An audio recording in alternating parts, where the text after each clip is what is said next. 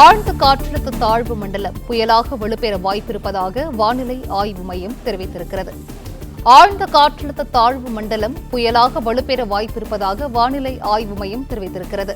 மாணிக்கம், இது குறித்தான விவரங்களை நீங்க தொடர்ந்து பதிவு செய்யலாம்.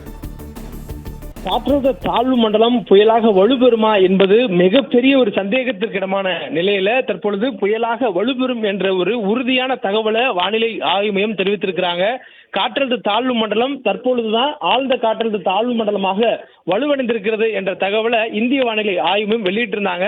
தற்பொழுது அதனுடைய நகர்வு, அதனுடைய வேகம், அதனுடைய சுழற்சி உள்ளிட்டவை அது புயலாக வலுவடையக்கூடிய வாய்ப்பை, சாதகத்தை உறுதிப்படுத்தியிருப்பதனால வரக்கூடிய 27ஆம் தேதி, அதாவது நாளைய தினம் இது புயலாக வலுப்பெறும் என்ற ஒரு அறிவிப்பை இந்திய வானிலை ஆய்வு மையம் வெளியிட்டிருக்கிறாங்க.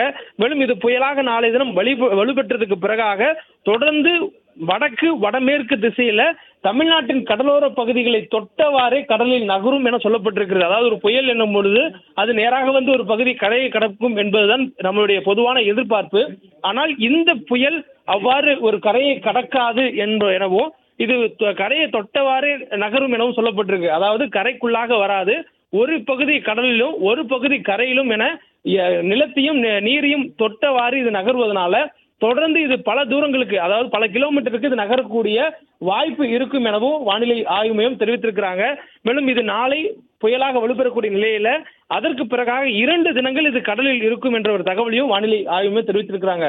அதாவது 27ஆம் தேதி புயல், 28, 29 ஆகிய 2 தினங்கள், அதுக்கு அடுத்த 2 தினங்கள்லயும் அது கடலிலேயே இருக்கும் என்பதனால அது வலுவடையக்கூடிய வாய்ப்பு இன்னும் அதிகமாக இருப்பதாக வானிலை ஆய்வு மையம் தெரிவித்திருக்கிறாங்க.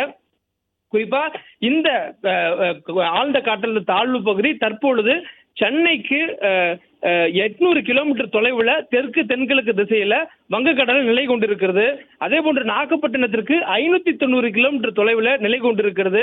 இப்பொழுது இந்த ஆழ்ந்த காற்றழுத்த தாழ்வு மண்டலத்துக்கு நெருக்கமான நிலப்பகுதி என்றால் அது இலங்கையுடைய நிலப்பகுதி தான், அதற்கு நெருக்கமான ஒரு நிலப்பகுதி. அந்த அடிப்படையில் திருகோணமலைக்கு இது 310 கிலோமீட்டர் தொலைவுல நிலை கொண்டிருப்பதாக வானிலை ஆய்வு மையம் தெரிவித்திருக்கிறாங்க. அப்பொழுது இந்த நகர்வில் இது இருக்கக்கூடிய சூழல்ல அதனுடைய நகரும் வேகம் என்பது மணிக்கு 12 கிலோமீட்டர் வேகத்துல நகர்ந்து வருவதாகவும் வானிலை ஆய்வு மையம் தெரிவித்திருக்கிறாங்க. இப்ப இது போன்ற ஒரு சூழல்ல இது தொடர்ச்சியாக கடலில் இருப்பதற்கான நேரம் அதிகம். அதாவது ஒரு புயல் கடலில் எவ்வளவு நேரம் இருக்கிறதோ அது அவ்வளவு நேரம் அது வலுப்பெறுவதற்கான வாய்ப்புகள் அதிகம் என்பதனால தொடர்ந்து இது புயல் என்ற நிலையை கடந்து தீவிர புயல் என்ற நிலையை அடைவதற்கான வாய்ப்புகள் இருப்பதாகவும் அதன் காரணமாக இதை தொடர்ந்து ஆராய்ந்து கண்காணித்து வருவதாகவும் வானிலை ஆய்வு தெரிவித்திருக்கிறாங்க. இதன் காரணமாக தமிழ்நாட்டிற்கு மழைக்கான வாய்ப்பு அடுத்து வரக்கூடிய நாட்கள்ல இன்னும் தீவிரமடைவதற்கான வாய்ப்புகள் இருக்கின்றன. முன்னதாக இது காற்றழுத்த தாழ்வு மண்டலம் என்ற நிலைக்கு இதனுடைய கணிப்பு சொல்லப்பட்டது. அதனை பொறுத்து தமிழகத்திற்கான மழை வாய்ப்பு டெல்டா மாவட்டங்களில் தீவிரமாக இருக்கும் எனவும், அதாவது அதிதீவிர மழை என்ற அளவுல 20 சென்டிமீட்டருக்கு அதிகமாக டெல்டா மாவட்டங்களான மயிலாடுதுறை, நாகப்பட்டினம், திருவாரூர் மாவட்டங்களில் இன்றைய தினம் இருக்கும் என வானிலை ஆய்வு மையத்துடைய அறிவிப்பில் சொல்லப்பட்டது. இப்பொழுது இது புயலாக வலுப்பெறும் என்ற நிலையை எட்டியிருப்பதனால இதன் காரணமாக காற்றிலோட வலு அதிகரித்திருக்கும். அதாவது புயல் என்று சொல்லும் பொழுது இதனுடைய வலு இன்னும் கூடியிருக்கும், காற்றினுடைய சுழலும் தன்மை அதிகரித்திருக்கும், காற்று வீசக்கூடிய வேகம் மணிக்கு 60 கிலோமீட்டரை கடந்து வீசக்கூடிய வாய்ப்பு இருக்கிறது.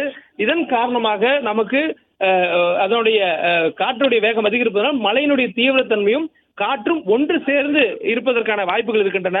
அதாவது காற்றுடன் கூடிய மழை பெய்வதற்கான வாய்ப்புகள் இருக்கிறது. குறிப்பாக வட தமிழக கடலோர மாவட்டங்கள், திருவள்ளூரிலிருந்து நாகப்பட்டினம் வரையிலும் இருக்கக்கூடிய மாவட்டங்கள், அந்த மாவட்டங்கள் முழுவதற்குமே நமக்கு கடலோர பகுதிகளில் மழை காற்றுடன் கூடிய மழையாக இருப்பதற்கான வாய்ப்பு அதிகமாக இருக்கிறது. மேலும் அதே நேரங்களில் உள் மாவட்டங்களை பொறுத்தவரையிலும் இது புயலாக வலுப்பெற்று கரைக்கு நெருக்கமாக வரும் பொழுது கடலோர மாவட்டங்களை ஒட்டி இருக்கக்கூடிய, அதாவது வட தமிழ்நாட்டினுடைய கடலோர மாவட்டங்களை ஒட்டி இருக்கக்கூடிய உள் மாவட்டங்களுக்கு கனமழை முதல் மிக கனமழை பெய்யக்கூடிய வாய்ப்புகள் இருப்பதாக வானிலை ஆய்வு மையம் தெரிவித்திருக்கிறாங்க. மேலும் இது கரையை ஒட்டியவாறே நகரும் என்பதனால 3 நாட்கள் அது கரையை ஒட்டியவாறே நகர்வதற்கான வாய்ப்புகள் இருக்கிறது. ஏனெனில் 27ஆம் தேதி நாளைய தினம் இது புயலாக வலுப்பெறுகிறது.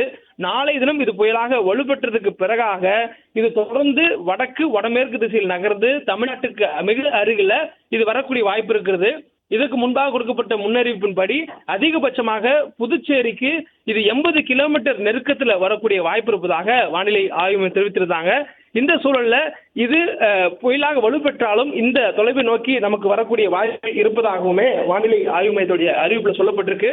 தொடர்ந்து நமக்கு இந்த மழையை பொறுத்தவரையிலும் தீவிரமாக மழைப்பொழிவு ஏற்படக்கூடிய வாய்ப்புகளாக கடலோர மாவட்டங்கள் இருப்பதா வானிலை ஆய்வு மையத்துடைய இந்த அறிவிப்பில் சொல்லப்பட்டிருக்கு. மேலும் இது புயலாக உருமாறும் பட்சத்தில் இந்த முறை இதற்கு பெயர் வைக்கக்கூடிய பெயரானது சவுதி அரேபியா நாட்டு பரிந்துரைத்த அந்த பெயர் இந்த புயலுக்கு வைப்பதற்கான வாய்ப்புகள் இருக்கின்றன. பெங்கல் என்ற பெயரானது இந்த புயல் உருவாகும் பட்சத்தில் அதற்கு பெயர் வைக்கிறதுக்கான வாய்ப்பு இருக்கும் சொல்லப்பட்டிருக்கிறது. சவுதி அரேபியா நாடு பரிந்துரைத்திருக்கக்கூடிய இந்த பெயர் இதற்கு கொடுக்கப்படும். குறிப்பாக வங்கக்கடல் மட்டுமில்லாது இந்திய பெருங்கடலில் இருக்கக்கூடிய கடலில் உருவாகக்கூடிய புயல்களுக்கு 13 நாடுகள் ஒன்று கூடி பெயர் வைப்பதற்கான ஒரு முறையை பயன்படுத்தி வர்றாங்க. இது உலக வானிலை ஆய்வு மையத்துடைய ஒரு நடைமுறை. அந்த நடைமுறைப்படி தற்பொழுது உருவாகக்கூடிய இந்த புயலுக்கு ஒருவேளை இது புயலாக உருவாகும் நேரத்தில் சவுதி அரேபியா நாடு பரிந்துரைத்த பெயரான அந்த பெங்கல் என்ற பெயரானது இந்த புயலுக்கு சூட்டப்படும்.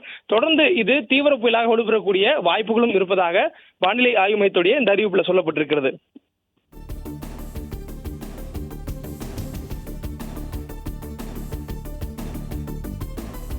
புயலாக வலுப்பெற்றதுக்கு பின்னரும் இதனுடைய நகர்வு வடமேற்கு திசையில் இருக்கும் என சொல்லப்பட்டிருக்கிறது. அதாவது தமிழ்நாட்டுடைய கடலோர பகுதிகளை ஒட்டி இது நெருங்கி செல்லும் எனவும் சொல்லப்பட்டிருக்கு. இது இதுவரையிலும் கரையை கடக்கும் என வானிலை ஆய்வு மையம் உறுதியாக சொல்லவில்லை. ஏனெனில் இது கரையை ஒட்டியவாறே நகர்வதற்கான வாய்ப்புகளை அதிக அளவு இருப்பதாகவும் சொல்லப்பட்டிருக்கு. முன்கூட்டியே இந்த புயல் உருவாகுவதற்கு முன்பாகவே இதனுடைய உறுதித்தன்மை, அதாவது இது எந்த அளவுக்கு இதனுடைய வலு இருக்கும் என்ற உறுதித்தன்மையை உறுதி செய்வதற்கு மிக சவாலாக இருக்கிறது என்பதை வானிலை ஆய்வு மையம் தெரிவித்திருந்தாங்க. ஏனெனில் இது வலுப்பெற வைப்பதற்கான காரணிகளும் இதை வலுவிழக்க வைப்பதற்கான காரணிகளும் சரிசமமாக இருந்தனால அதுல சவால் இருந்ததாக வானிலை ஆய்வு மையம் தெரிவித்திருந்தாங்க.